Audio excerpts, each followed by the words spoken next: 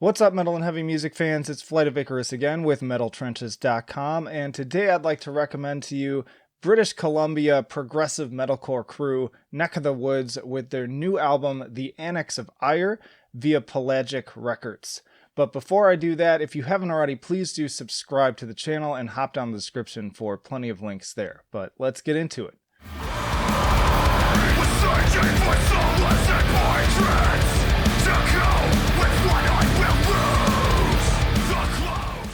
I previously described this band as both comfortingly familiar and intriguingly different when I reviewed their 2017 album, and that continues to hold true on this new release. Furthermore, the Annex of Ire takes everything I loved about The Passenger while really stepping up the energy, consistency, and production along the way. It's an interesting take on metalcore that incorporates classic riffs and vocals and fuses them with the proggier vibes of Rivers of Nihil.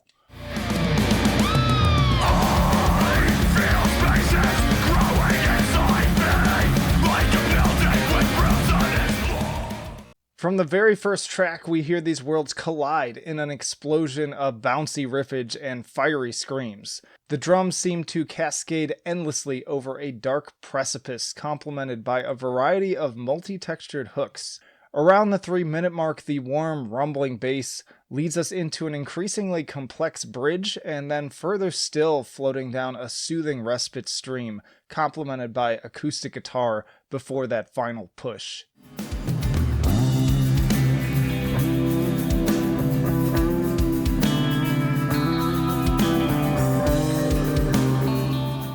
The album frequently oscillates between these more thoughtful, morose passages and absolute barn burner moments. The latter often incorporate riffs and vocals that slip into techie death metal territory, as on Ambivalence.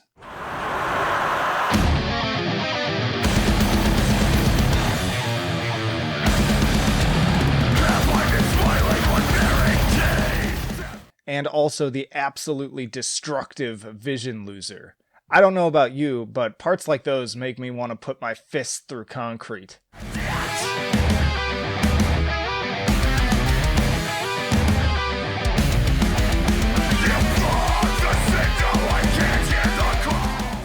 But for every storm, there's a calming reprieve. The crosshairs will shift breaks from its vicious onslaught in favor of warm bass and post-metal guitars that make me drift to serene, isolated beaches with the sun rising over a sparkling coastline.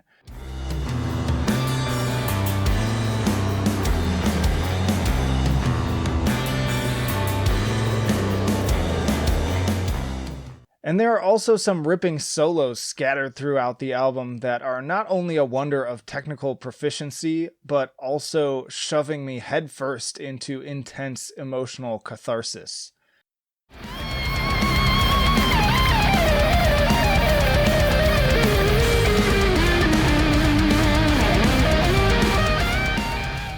Taken all together, The Annex of Ire is an impressive step forwards for Neck of the Woods. It's an album that shows them stepping up in all of their best qualities while also greatly broadening their songwriting palette.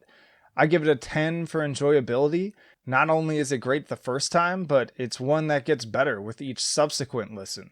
I give it a 9 for musicianship with some all-around impressive performances. And I give it an 8 for innovation for its aforementioned strides in quality. Round that out for a 9, and it's an A- for The Annex of Ire. Honestly, if there's only one piece of constructive criticism I have, it's that the vocals could benefit from a little more variety along the way, but other than that, this was a pleasantly surprising underground slam dunk.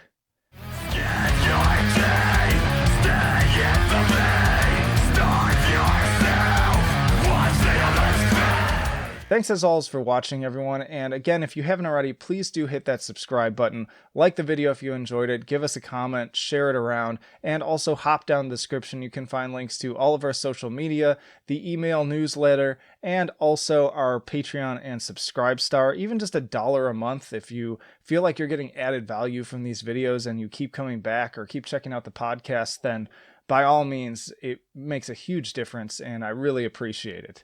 And thank you to all of you who have already decided to become patrons. And of course, stick around because there's plenty more videos where this came from tier lists to other album reviews to album rundowns and retrospectives. But for now, this is Flight of Icarus signing off. I will see you in the trenches.